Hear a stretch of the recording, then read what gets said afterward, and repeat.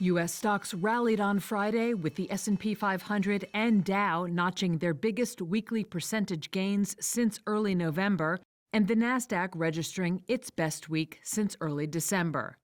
The Dow gained almost 0.8%, the S&P 500 climbed 1%, and the Nasdaq added 1.5%.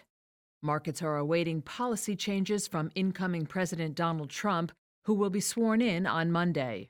Some investors fear his proposed tariffs could rekindle inflation and slow rate cuts from the Federal Reserve.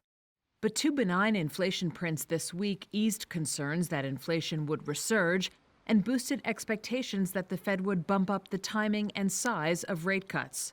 Other data this week also fueled market optimism, said Chris Konstantinos, chief investment strategist at Riverfront Investment Group.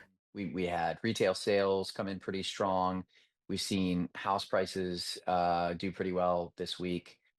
Industrial production was an upside surprise. So you put all this, you put all these data points together, and really what it points to is a bit of a continuation of the Goldilocks theme that we saw for much of 2024, which is very solid economic growth, but not so hot that the Fed put, so to speak, is totally off the table in terms of seeing interest rate cuts here in 2025. So that's a pretty good backdrop for stock investing, in my opinion. Strong results from big banks this week kicked off earnings season, with the S&P 500 Bank Index up nearly 7% for the week.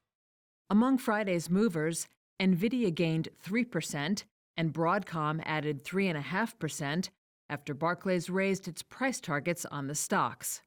Shares of Intel surged 9.25% on speculation of a takeover. And Qorvo shot up nearly 14.5% after activist investor Starboard Value disclosed a stake in the chipmaker. Markets are closed Monday for the Martin Luther King Jr. Day holiday.